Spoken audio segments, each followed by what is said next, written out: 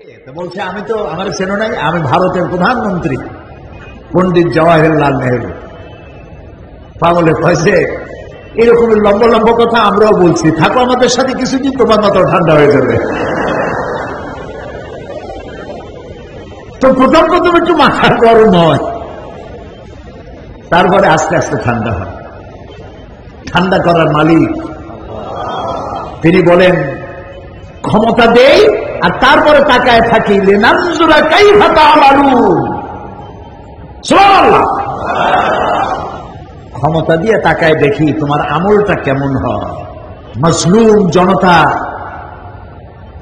যখন অত্যাচারে অত্যাচারিত হয়ে চোখের পানি ঝরাতে থাকে, ঘরতে বাইর হইতে পারে না, গৃহবন্দী নজরবন্দী, কথা বলতে পারে না, প্রশাসনও ভয়ের চোটে অ্যাকশন নিতে পারে না, এই দুরবস্থার যখন সৃষ্টি হয়, আল্লাহ রাব্বুল আলামিন তার গোলামদের মজলুম গরীব বান্দাদের চোখের পানি বরদাস্ত করতে পারেন না। গোসায় আল্লাহর আরশ তখন থরথর করে কাঁপতে থাকে। এবং আল্লাহ যখন অ্যাকশনে যান, ইন্না বাতশা রাব্বিকা লাশাদীদ, প্রথমে ঢিল দেন, ওয়ায়ামুদ্দুহুম ফি তুগয়ানিহিম ইয়ামাহুন। আল্লাহ প্রথমে ঢিল দেন, দেখি কদ্দুর পারো, দেখি কদ্দুর পারো। তারপরে যখন সীমা লঙ্ঘন করে, এরপরে জুতা। সুতরাং আল্লাহ রাব্বুল আলামিনের ইবাদত শুধুমাত্র নামাজ রোজায় না। আপনার ইবাদত ওই যে চাষ করতে গেছেন, ওটা ইবাদত। আপনি রিকশা চালাচ্ছেন, ওটা ইবাদত। আমি তো আমার আলোচনায় বলি যে রিকশা যে চালায়, ওর থেকে হালাল পয়সার কাজ। একটা পয়সা তো ঘুষ খায় না, সে রিকশাওয়ালা ঘুষ দেবে কিনা। আরে কি ভদ্রলোক আমাদের দেশের ভদ্রলোকেরা! ঈদের মার্কেট করতে যায়, দোকানে গিয়া দেখে যে সামনেই লেখা ফিক্সড প্রাইস। একজনে কয় সুবহানাল্লাহ, এটা তো সুবহানাল্লাহ কথা না। সুবহানাল্লাহ যে কোন জায়গায় কবে তাও জানে না, আমরা বলি সুবহানাল্লাহ। ফিক্সড প্রাইস হচ্ছে কয় সুবহানাল্লাহ। এখন দোকানের সামনে লেখা ফিক্সড প্রাইস, ভিতরে বসছে এক বোতল ভরা, কি জানি দেয় বোতলে করে, ফান্টা, কোকা কোলা, 7 আপ দিয়ে দিল, খাইল। শাড়ির দাম কত? শাড়িটা পছন্দ হয়ে গেছে। কত দাম? স্যার বেশি দাম না, মাত্র 11,593 টাকা 77 পয়সা। এইখানে কথা কয় না, এখানে কথা বলা, দামাদামি করা আউট অফ জেন্টেলিটি, ভদ্রতার বাইরে। ঠিক পয়সাটা গুনে গেছে দিয়ে আসলো। এই 11,593 টাকা 77 পয়সার শাড়িটা কিনে যখন রিক্সায় উঠলো, গাড়ি আনতে ভুলে গেছে সাহেব, রিক্সা উঠলো, রিক্সা চালায় নিয়ে কয় স্যার যাবো কোন দিক? যা সামনে যা, ডাইনে যা, বাইরে যা, পিছে যা, অনেক জায়গা ঘুরে যা। তারপরে কয় স্যার ভাড়া দেন। 5টা টাকা দিল। স্যার এত দূর ঘুরে গেলেন, মাত্র 5 টাকা। হ্যাঁ বেটা, রেট বই দেখা, এই পর্যন্ত 5 টাকা, এই তো বেশি দিছি, রেট বই দেখা কত বেশি দিতে হবে। ওইখানে 11,000 টাকা দিয়ে আসলো, তখন বলে নাই যে এত বেশি নিচ্ছেন কেন। এইখানে এই বেচারা যে কষ্ট করলো, ওর 5টা টাকা দিতে বড় কষ্ট হইল। আল্লাহ রাসূল বলেছেন, আল কাসিবু হাবিবুল্লাহ, সহস্তে যে উপার্জন করে খায় সে আল্লাহর বন্ধু। কাজী যে ব্যক্তি ঘুষ খায়, ডিসি হোক, এসপি হোক, অথবা এমপি হোক, মন্ত্রী হোক, যেই কেউ হোক, তিনি যদি হারাম খান, আল্লাহর কাছে আপনার মতো মন্ত্রীর চাইতে রিকশাওয়ালার মর্যাদা লাখ কোটি গুণ বেশি।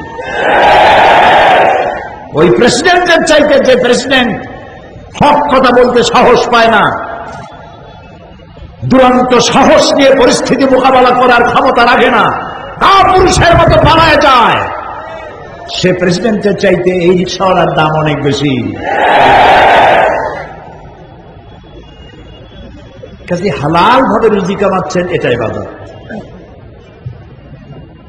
আপনি আপনার মাছ কিনেছেন বাড়ির জন্য, এমনকি আপনার স্ত্রীর জন্য একটা ব্লাউজ কিনেছেন, সন্তানের জন্য একটা প্যান্ট শার্ট কিনেছেন, এই সবটা ইবাদতের মধ্যে সামিল। যদি পয়সাটা হালাল হয়, যদি পয়সাটা হালাল হয়, এই সবটা ইবাদত। সুবহানাল্লাহ বলবেন না?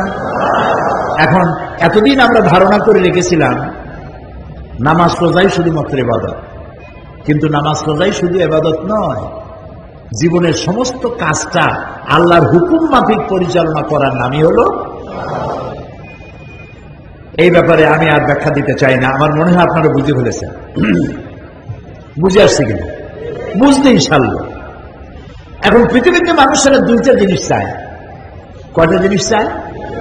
ক্ষুধার সময় খাইতে চায়, আর বিপদের সময় নিরাপত্তা চায়, বিপদের সময় আশ্রয় চায়, ঠিক না? এখন শোনেন আল্লাহ কি বলছেন,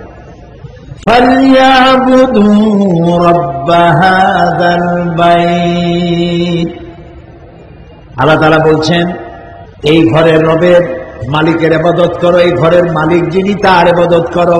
কোন ঘর? কাবা শরীফ। কাবা শরীফের মালিক কে? আল্লাহ তাআলা। এই কাবা শরীফের মালিকের ইবাদত যদি করো তাহলে হবে কি? আল্লাযী আত'আমাহুম মিন জু'ইন ওয়া আমানাহুম মিন খাউফ। এই ঘরের মালিকের ইবাদত যদি করো, আল্লাযী আত'আমাহুম মিন জু', তোমার যখন ক্ষুধা লাগবে তিনি তখন তোমাকে খেতে দিবেন। সুবহানাল্লাহ। ওয়া আমানাহুম মিন খাউফ, আর যখন ভীত সন্ত্রস্ত হবে তুমি, তখন এই ভীতির সময় তোমাকে নিরাপত্তা প্রদানের মালিক আল্লাহ রাব্বুল আলামিন, তিনি তোমাকে নিরাপত্তা দিবেন। তো দুনিয়ায় তুমি আর ক্ষুধার সময় খেতে চাও, ভীতির সময় নিরাপত্তা চাও, ইবাদত করো। এখন প্রশ্ন উঠতে পারে ইবাদত কতদিন করব? আল্লাহ তাআলা বলেছেন, এই কোরআন শরীফে বলে দিয়েছেন, ওয়া'বুদ রাব্বাকা হাত্তা ইয়াতিয়াকাল ইয়াকিন। ইবাদত করো যতক্ষণ পর্যন্ত তোমার মৃত্যু তোমার কাছে না আসতেছে, ততক্ষণ ইবাদত করতেই থাকো। এখন মৃত্যুর পরে আমরা কি জান্নাতে যেতে চাই? দেখেন কিছু কিছু প্রশ্ন আছে যে প্রশ্নের জবাব সাথে সাথে দিতে হয়, আর যারা দিতে পারেন না তারা কিন্তু প্রশ্নবোধক হয়ে যান। আমি প্রশ্ন করেছি মৃত্যুর পরে আমরা কি জান্নাতে যেতে চাই? হ্যাঁ, এবার বোঝা গেল যে সবাই চান। তাহলে কি করবে? ওই দেখেন একই কথা আল্লাহ রাব্বুল আলামিন বলেন, ফামান কানা ইয়ারজু লিকাআ রাব্বিহি ফালইয়ামাল আমালান সালিহান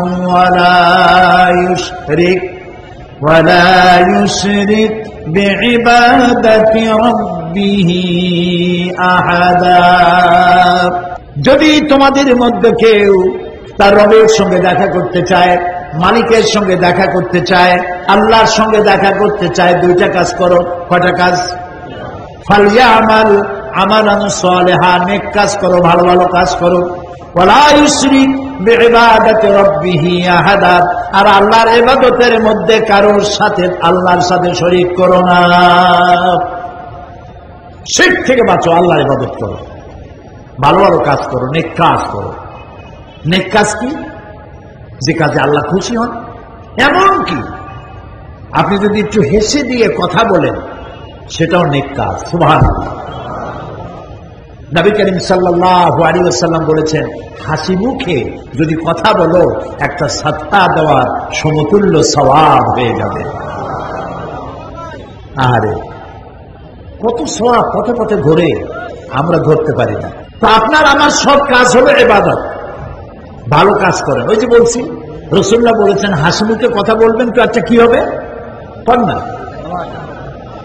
একটা সদকা দেওয়ার সমতুল। আচ্ছা সদকা কি দিয়া হয় সিলেটে? মুরগি দিয়া সদকা হয়? হাঁস দিয়া? কি দিয়া? নিম্ন একেবারে সর্বনিম্ন কি দিয়া সদকা হয়? আরে কপাল, তাও তো ডিম দিয়ে বলে সদকা। এইগুলো শিখাইছেন আপনারা? ওটা বলছেন আমরা এইটা শিখাই নেই। আরে ভাই, ডিম দিয়ে সদকা হয় না, মুরগি দিয়ে সদকা হয় না, সর্বনিম্ন একটা ছাগল। কি ফতোয়ায় সর্বনাশ করছে, ডিম দিয়ে সদকা দেবেন? নাউজুবিল্লাহ। তো সর্বনিম্ন একটা ছাগল। আচ্ছা ছাগলের দাম কত বলে? 3000 টাকা। 3000 টাকা খরচ করে